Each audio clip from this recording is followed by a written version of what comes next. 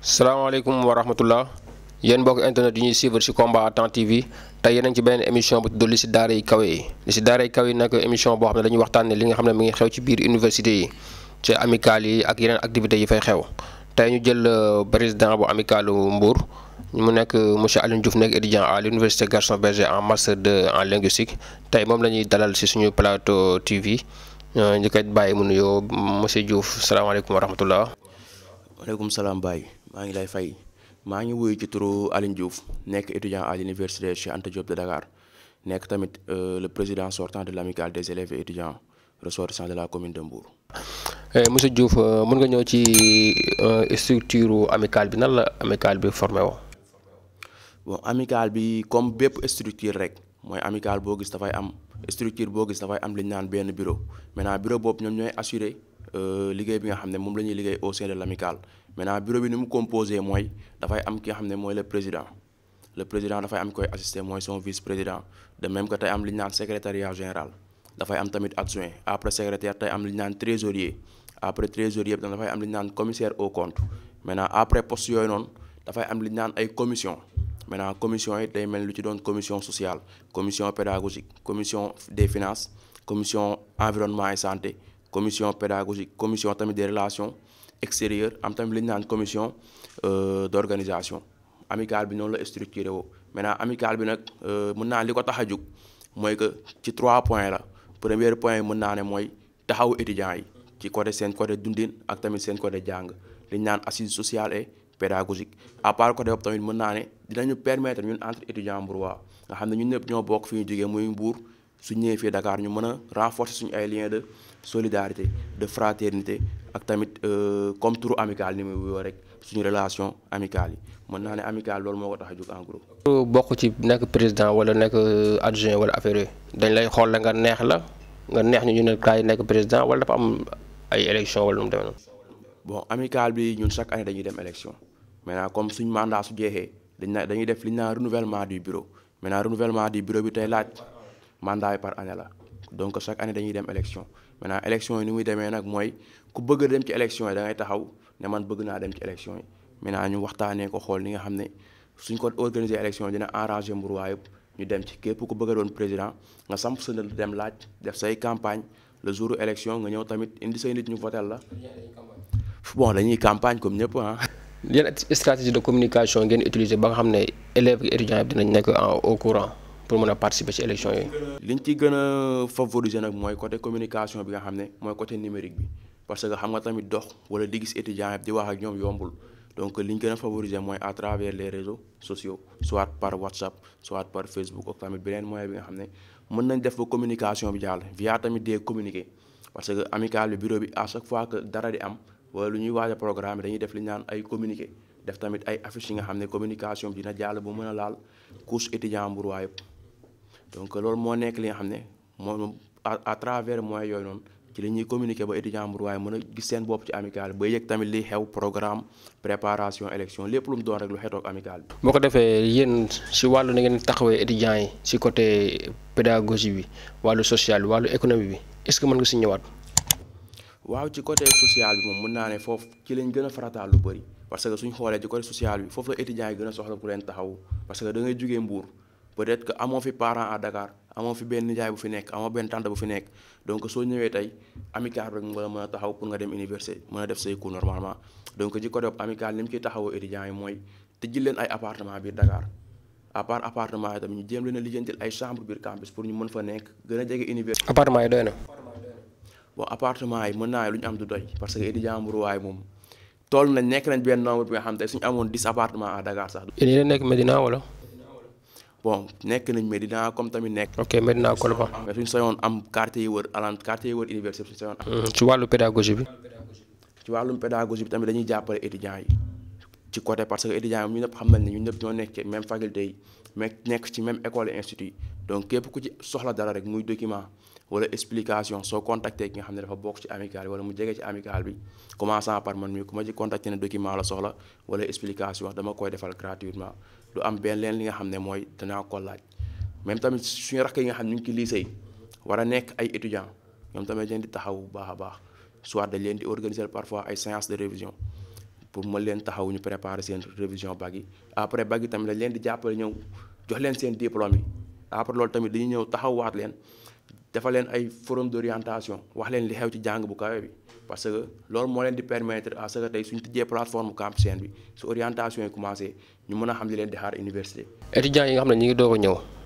bi ñuy doog a ñëw amaguñu bourse affaire yi day xaw a dëgër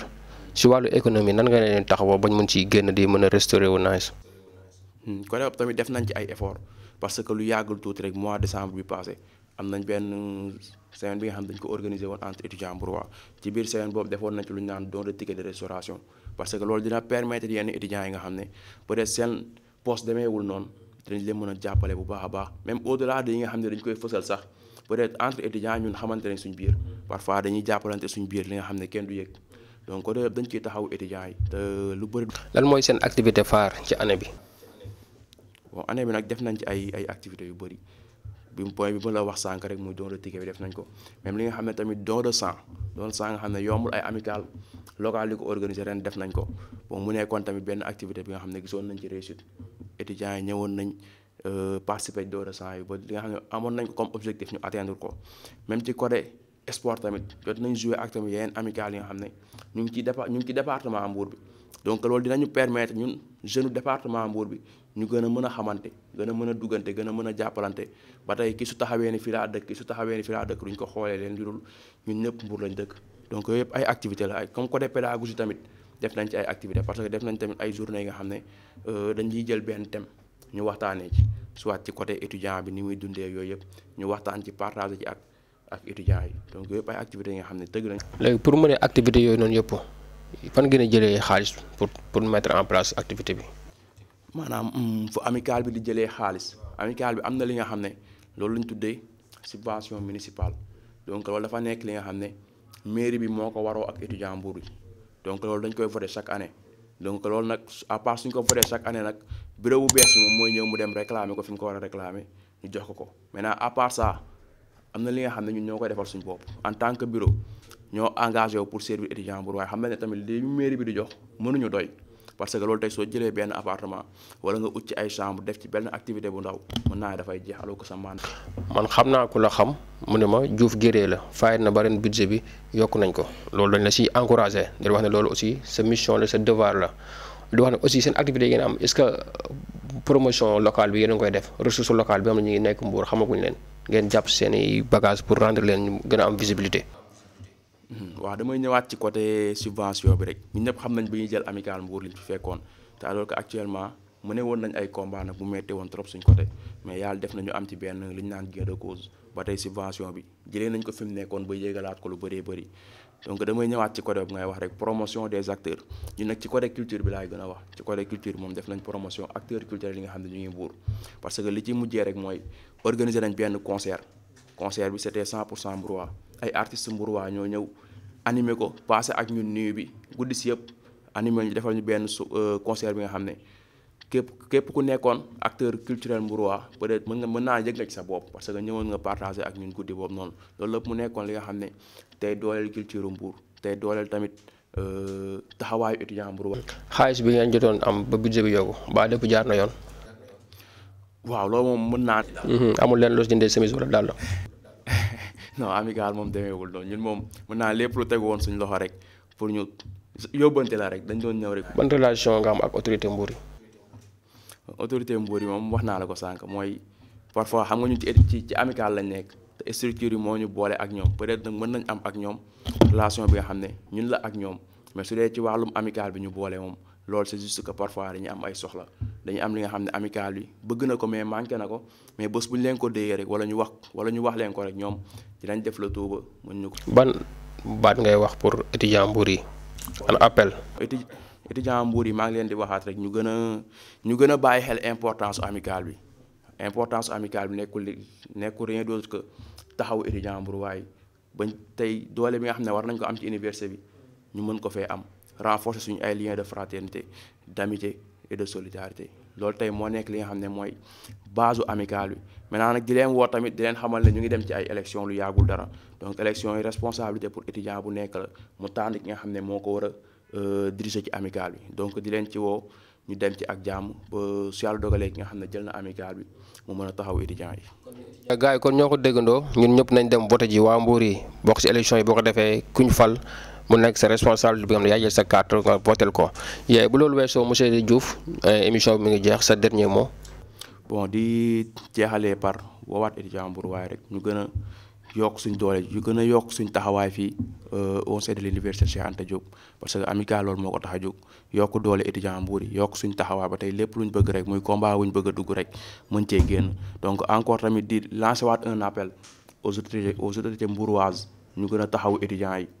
ñu ngi leen di taxawu nag mais mën naa ne taxaw bi des na parce que étudiants yi fii soxla nañ lu bëree bëri li nga xam ne ñoom rek ñooñu ci mën a taxaw donc loolu di leen ci lancer un appel rek ñu gën ci mën a bàyyi xel.